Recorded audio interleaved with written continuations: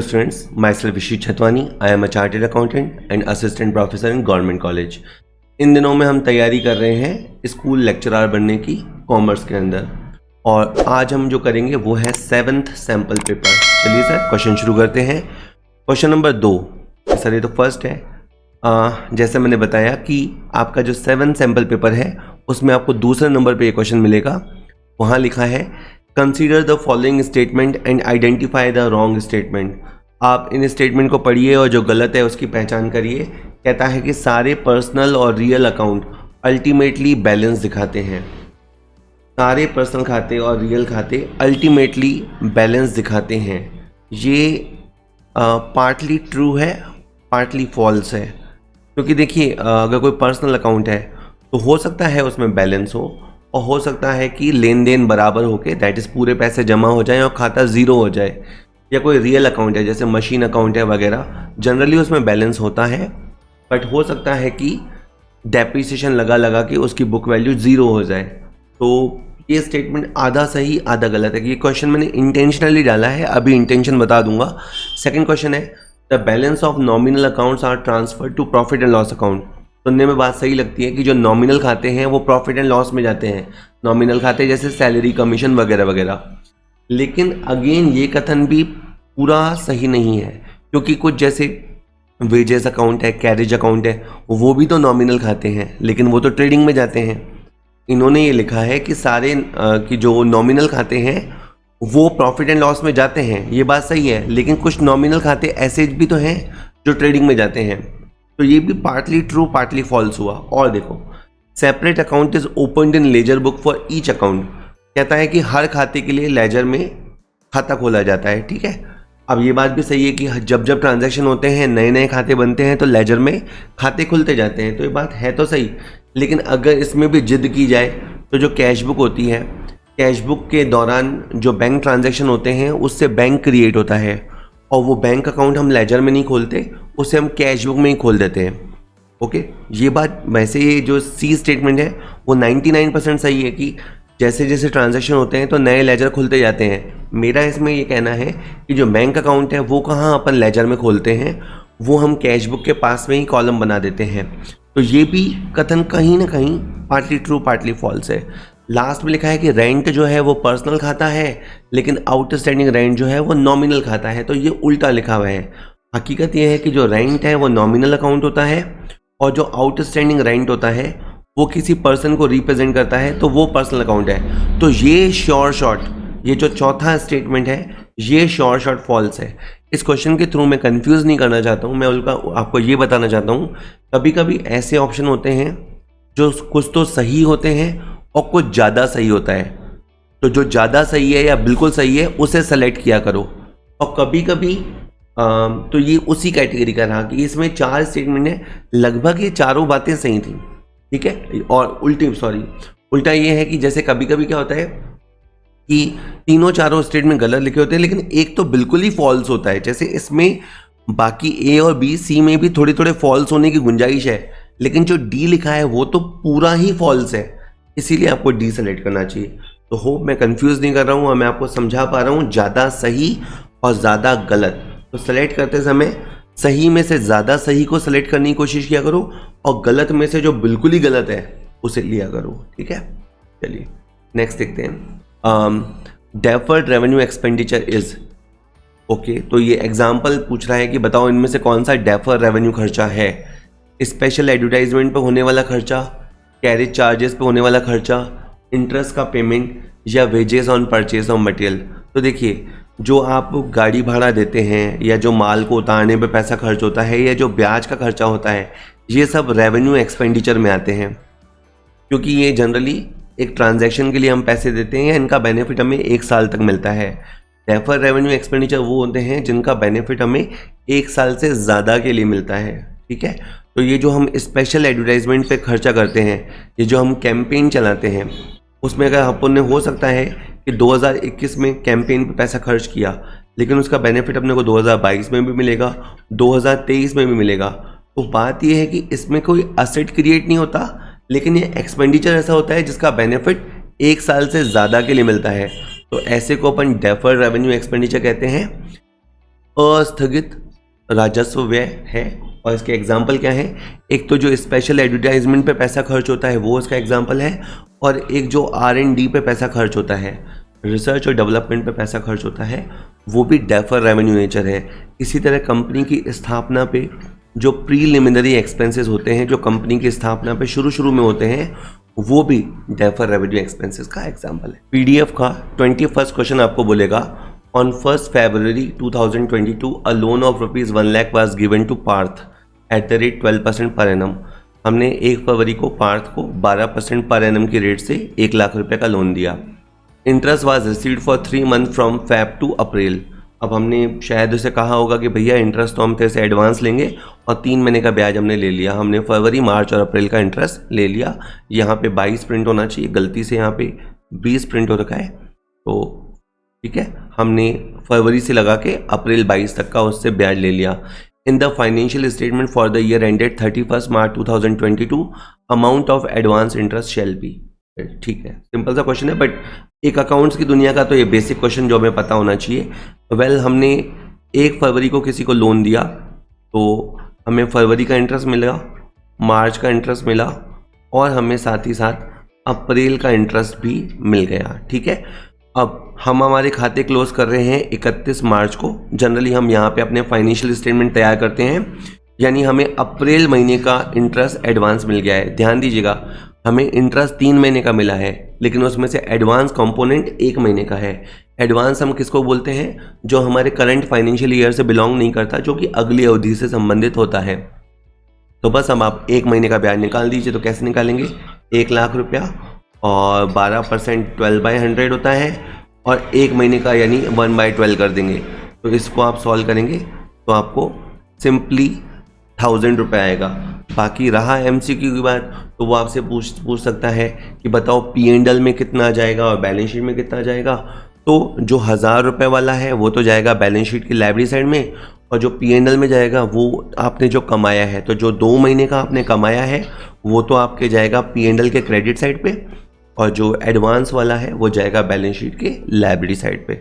वो पूछ लेगा कैश बुक में कितना गया होगा, तो कैश बुक में तो 3 गया होगा, क्योंकि कैश तो हमें 3 मिला, तो वहाँ 3 गया होगा। ठीक है, बाय द वे अभी जो क्वेश्चन है, इसलिए ध्यान से क्वेश्चन पढ़ा करो।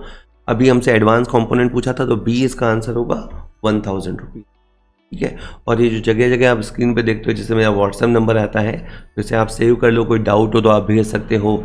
ये जो लोगो लगा हुआ है वो इसलिए कि जब आप कॉमर्स पॉइंट का ऐप डाउनलोड करोगे तो उसमें बहुत सारे सिमिलर नाम से आएंगे, तो आप इससे समझ जाएंगे कि ये लोगो वाला आपको सेलेक्ट करना है। ठीक है, नेक्स्ट स्टेज है sale of sports equipment for book value was 5000 rupee 3500। What amount will be posted in the receipt and payment account and income and expenditure account respectively? हमारे पास कुछ खेल कूद के उपकरण थे। ठीक है, हो सकता है हमारा कोई स्पोर्ट्स क्लब हो और हमारे पास स्पोर्ट्स इक्विपमेंट थे। उनकी बुक वैल्यू थी 5000 की, और हमने उनको सेल किया 3500 में। तो हमारे पास रिसिप्ट कितना होगा, 3500। तो हमारी रिसिप्ट साइड में तो 3500 आएगा। बाकी रहा इनकम एंड एक्सपेंडिचर में कितना आएगा, तो इनकम एंड एक्सपेंडिचर में 1500 रुपये आएगा। जितने रुपए का हमें लॉस हुआ वो आपका एक्सपेंडिचर साइड को जाएगा। तो अच्छा, इसमें क्वेश्चन को केवल यही क्वेश्चन आ सकता है, हो सकता है वो घुमा दे, इनकम एंड एक्सपेंडिचर आगे लिख दे, रिसिप्ट एंड पेमेंट पीछे लिख दे। तो आप हर चीज़ के लिए तैयार है ना, और एग्जाम में फुल लेज़र कॉन्सेंट्रेशन के साथ क्वेश्चन सॉल्व करना चाहिए।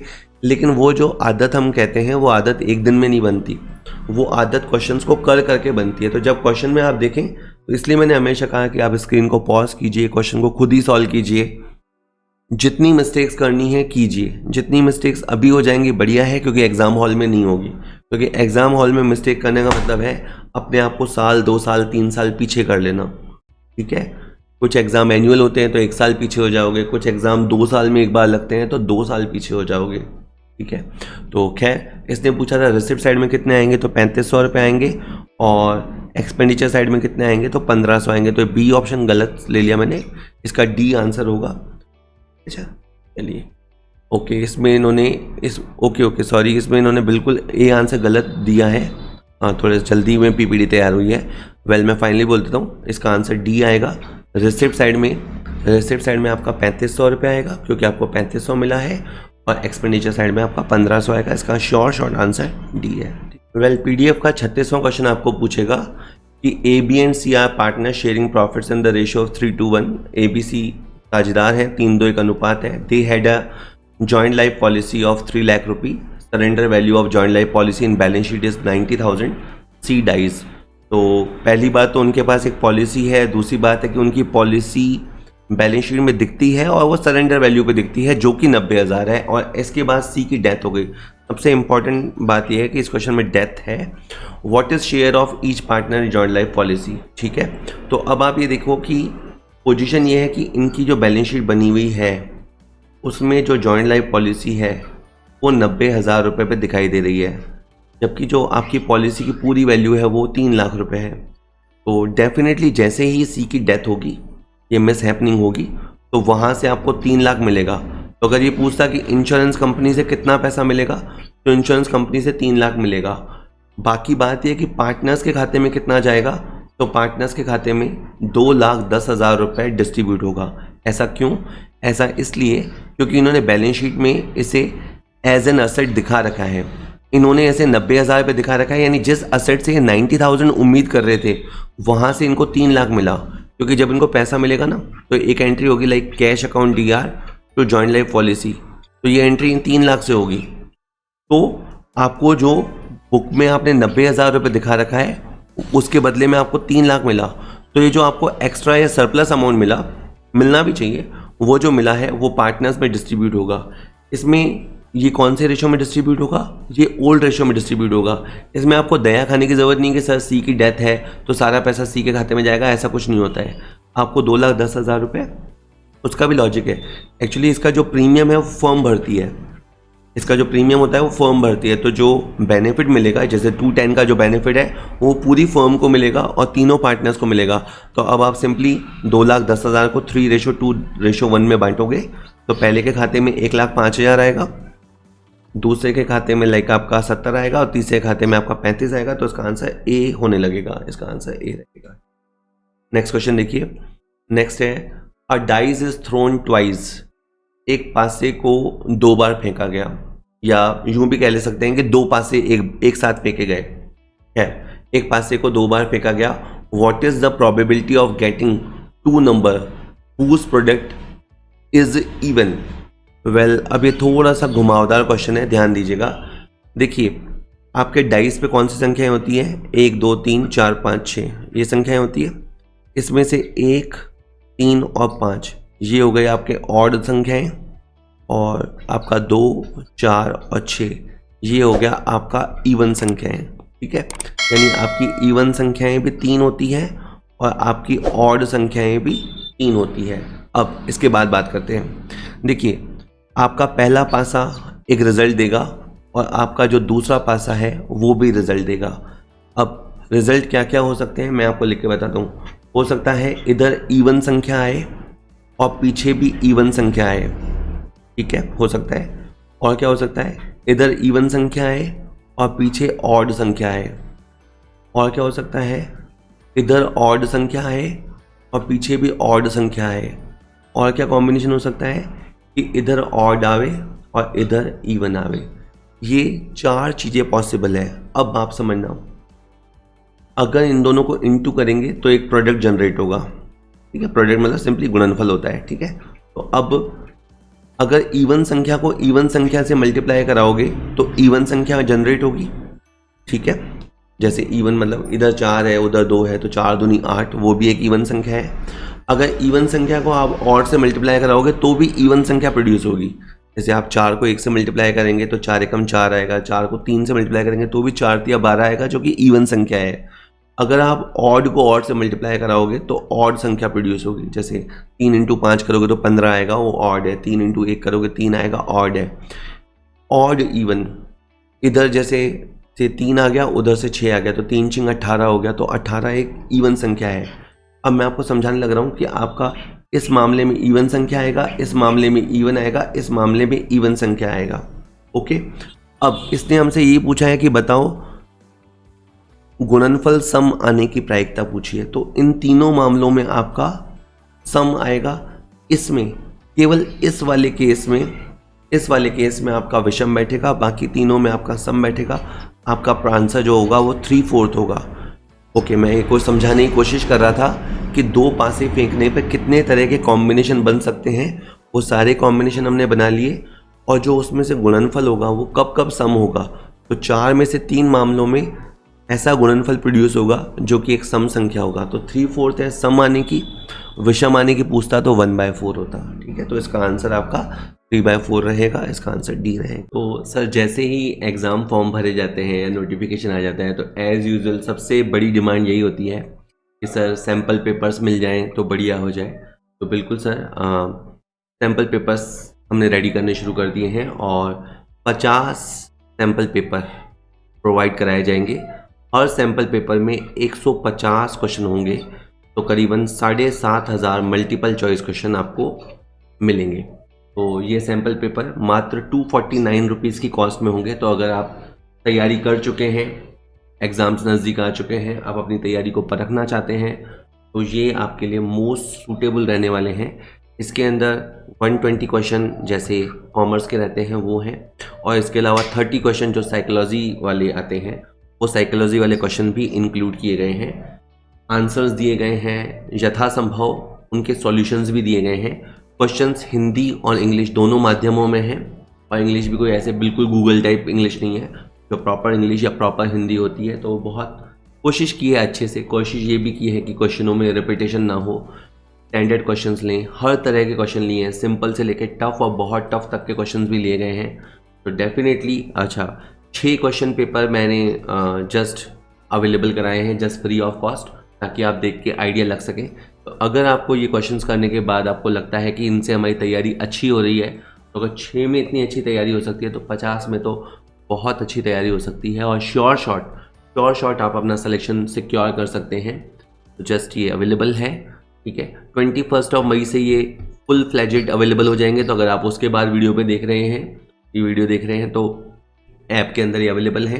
और अगर उससे पहले भी हैं तो जैसे जैसे तैयार होते जा रहे हैं हमने इसको अपलोड कर दिया है, and these are available for sales. So जरूर जाइएगा, जरूर चेक कीजिएगा। नेक्स्ट क्वेश्चन पूछता है, which one of the following promise is in enforceable. इनमें से कौन सा वायदा या कहें वचन प्रवर्तनीय है। X promises to pay ₹5,000 to Y who saved him from drowning। X ने वादा किया कि वो 5,000 Y को देगा जिसने उसे डूबने से बचाया था। सेकंड में है X promises to pay ₹5,000 to his son। X वादा करता है बेटे को कि मैं तुझे 5,000 खर्ची दूंगा या गिफ्ट दूंगा। सी ऑप्शन में लिखा है X promises to donate ₹5,000 to a temple। X वादा करता है कि या वचन देता है कि वो एक मंदिर के लिए 5,000 रुपये का दान देगा। और चौथे में लिखा है कि X promises to pay ₹5,000 as additional fees to his advocates for winning a suit। X वादा करता है अपने वकील को कि वो 5,000 रुपये एक्स्ट्रा देगा मुकदमा जीतने पे। देखिए क्वेश्चन कहाँ से आया है, ये question related to a law के अंदर भी ये रिलेटेड टू है, जो आपका कंसीडरेशन वाला टॉपिक है वहाँ से रिलेटेड है। तो इसमें जो पहला एग्जाम्पल है वो है पास कंसीडरेशन का।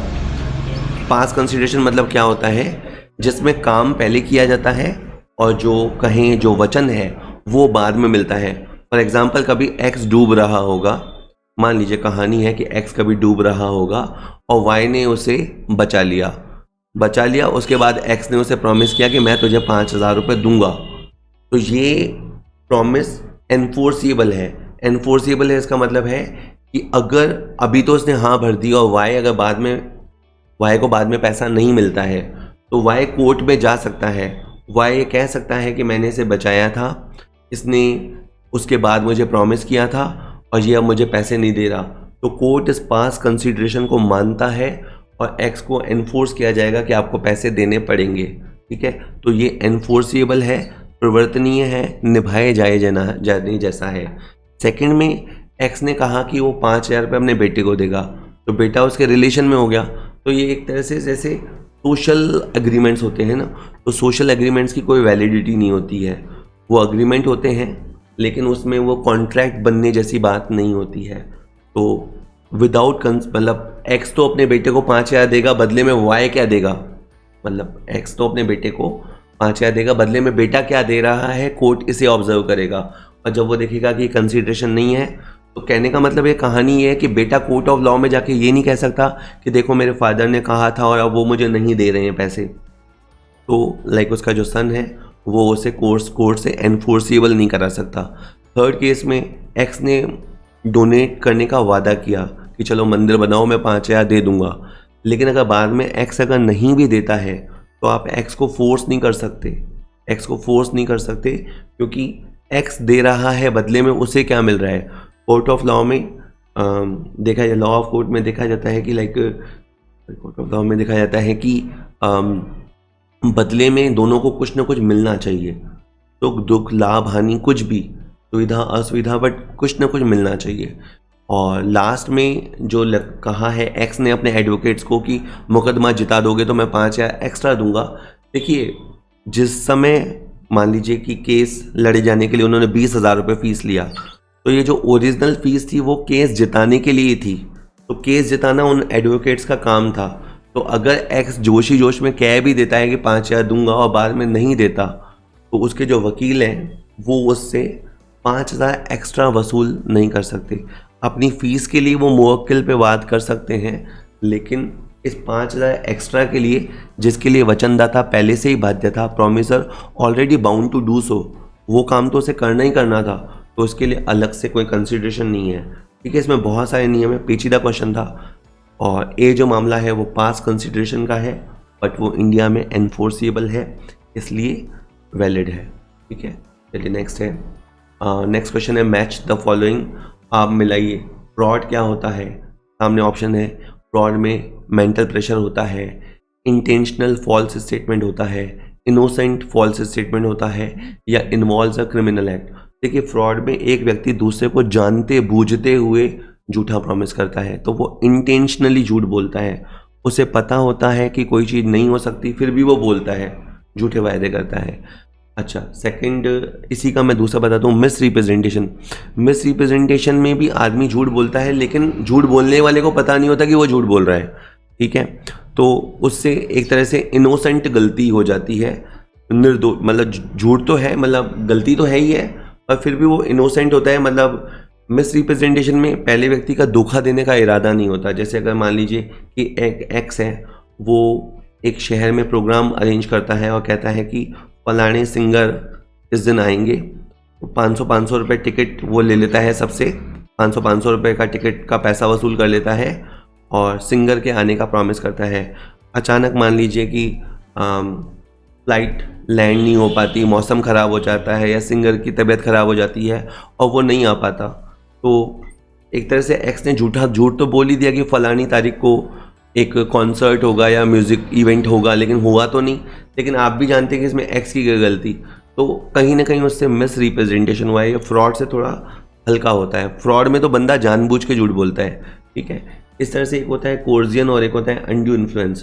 तो जब हमारा किसी पे कहीं काबू होता है या कोई हमारे बस में होता है, तो हम उसके ऊपर मानसिक दबाव का प्रयोग करते हैं, तो उसे अनड्यू इन्फ्लुएंस बोलते हैं।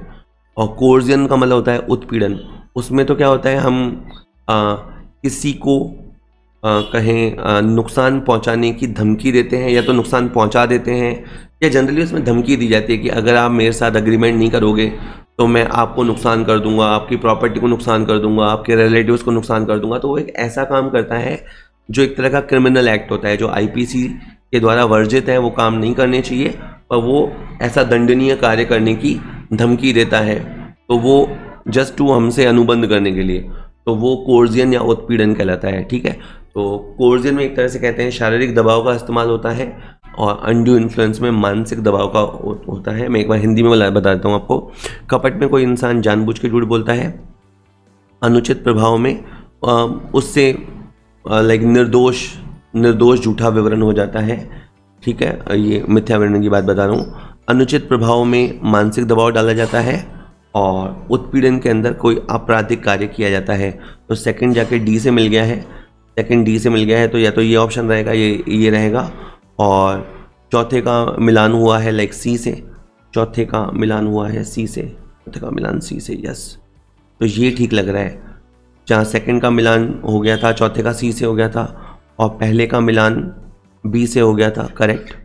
और एक थर्ड का ए से मिलान हो गया, ये भी सही है। तो इसका आंसर ए आएगा, आप मिला लीजिएगा आराम से। वेल अगला क्वेश्चन 70वां जो आपको मिलेगा, ठीक है, एज यूजुअल मैं बार बार ये बात बोल रहा हूँ, आप सुन सुन के बोर हो चुके होंगे। 6 PDFs फ्रीली अवेलेबल हैं और वो इस वीडियो के नीचे डिस्क्रिप्शन बॉक्स में अवेलेबल हैं। और अगर आपको कंप्लीट 50 सैम्पल पेपर का बुकलेट लेना है तो आप कॉमर्स पॉइंट ऐप डाउनलोड करके तो 50 सैम्पल पेपर्स आप बाय कर सकते हैं, ठीक है। चलिए 70वां question, which is the best average used in the construction of index number. सूचकांकों के निर्माण में सबसे अच्छा औसत कौन सा है। आप यूँ समझिए कि सपोज़ कीजिए आप इंडेक्स नंबर क्रिएट कर रहे हैं और आपने पाया कि 2018 का इंडेक्स नंबर 110 है, 2019 का इंडेक्स नंबर 125 है और 2020 का इंडेक्स नंबर 120 है मान लीजिए, ठीक है। अब अगर आपको 2018, 19, 20 के आधार पे अब आपको इंडेक्स नंबर का फाइनल आंसर देना है, तो ये पूछ रहा है कि क्या ज़्यादा अच्छा रहेगा, इनका अर्थमेटिक मीन निकाल लें वो अच्छा रहेगा, इनका मीडियन निकालें, या इनका ज्योमेट्रिक मीन निकालें, या इनका हार्मोनिक मीन निकालें। तो सर ज्योमेट्रिक मीन निकालना सबसे अच्छा रहता है कि अगर पिछले 3 साल में महंगाई, जैसे यहाँ 10% महंगाई है, यहाँ 25% महंगाई है, यहाँ 20% महंगाई है, तो अगर आपको एक एवरेज रेट देखना है महंगाई का तो आपको ज्योमेट्रिक मीन यूज़ करना चाहिए, आपको गुणोत्तर माध्य यूज़ करना चाहिए, वो सबसे अच्छा माना जाता है। ऑल्दो थोड़ा टफ होता है बट ज्योमेट्रिक मीन अच्छा माना जाता है, ठीक है। नेक्स्ट क्वेश्चन है, what do you mean by repo rate and reverse repo rate instrument. तो बताइए कि रेपो रेट और रिवर्स रेपो रेट। 28 कहता है, what do you mean by repo and reverse repo instruments. A, under repo and under reverse repo the RBI borrow from commercial bank. B option, repo में RBI borrow करता है और reverse repo में RBI उधार देता है। Third में लिखा है रेपो में RBI उधार देता है, रिवर्स रेपो में RBI बोरो करता है। चौथे में लिखा है कि रेपो और रिवर्स रेपो में कमर्शियल बैंक बोरो करते हैं। देखिए आराम समझ लीजिए, जो रेपो रेट होती है वो तब काम आती है जब RBI उधार देता है कमर्शियल बैंक्स को, ठीक है, तब रेपो रेट एप्लीकेबल होती है। आई रिपीट, जब RBI कमर्शियल बैंक्स को लोन देता है, उधार देता है, उनके बिल की डिस्काउंटिंग करता है, उस समय रेपो रेट का काम में आती है। और रिवर्स रेपो क्या होगा, तो नाम ही है रिवर्स, रेपो का रिवर्स। तो जब RBI, कभी ऐसा भी हो जाता है पोजीशन कि RBI बोरो करता है कमर्शियल बैंक से, उसमें मनी का फ्लो यूँ होता है कमर्शियल बैंक से RBI की तरफ, ऐसा बोरो होता है तो उसे रिवर्स रेपो कहते हैं। ऑप्शंस को ध्यान से पढ़िएगा। तो अब इसमें ऑप्शन ऐसा जमेगा कि रेपो के तहत RBI कमर्शियल बैंक्स को लोन देता है, तो सी ऑप्शन बिल्कुल सही है। और रिवर्स रेपो के तहत हम उनसे वाणिज्यिक बैंकों से उधार लेते हैं। जब मैं ये मई के अंदर वीडियो शूट कर रहा हूँ तो मई के अंदर जो रेपो रेट चल रही है वो है 4.40%। रेपो रेट चल रही है 4.40% और जो रिवर्स रेपो रेट चल रही है वो चल रही है 3.75%। इसका मतलब समझ लीजिए कि अब जब RBI छोटे बैंकों को यानी सारे कमर्शियल बैंकों को लोन देगा तो 4.40% की रेट ऑफ इंटरेस्ट से चार्ज करेगा। और अगर रिवर्स रेपो, किसी बैंक के पास सरप्लस फंड पड़ा है, वो चाहे तो वो RBI को दे सकता है, तो उसके लिए रेट है 3.75%। ये रेटें पहले 4 और 3.35 होती थी, 2 साल बाद इसमें चेंजेस किए गए हैं और अभी मई 22 जब मैं ये वीडियो शूट कर रहा हूँ तब ये रेटें रिस्पेक्टिवली 4.4%, 4.40 और 3.75 है। नेक्स्ट क्वेश्चन देखते हैं। नेक्स्ट क्वेश्चन है, the total number of rights given to the consumers in the consumer protection act 2019। उपभोक्ता संरक्षण अधिनियम के अंतर्गत उपभोक्ता को कितने अधिकार दिए गए हैं, तो उपभोक्ता को 6 अधिकार दिए हुए हैं, ठीक है। तो वो कौन से हैं एक बार आप नीचे देख लीजिए। कंज्यूमर को ये राइट है, राइट टू बी प्रोटेक्टेड, मतलब ऐसी चीज़ें जो नुकसान पहुँचाने वाली हैं उससे उसे प्रोटेक्शन मिला हुआ है। The rights to be informed, quality, quantity, price के बारे में उसे राइट है जानने का। राइट टू बी अश्योर्ड, देखिए कई बार जो प्रोड्यूसर है या सेलर है वो मिलके मोनोपोली क्रिएट कर लेते हैं, मोनोपोलिस्टिक सिचुएशन क्रिएट कर लेते हैं, सप्लाई को कंट्रोल कर लेते हैं, उपभोक्ताओं को नुकसान तो क्या कहें ज़्यादा पैसे वसूलने की कोशिश करते हैं। तो इस एक्ट ने उसे अश्योरेंस दिया है कि आपको एक उचित प्राइस पे वस्तु मिल पाएगी, उसको ये अश्योर करता है।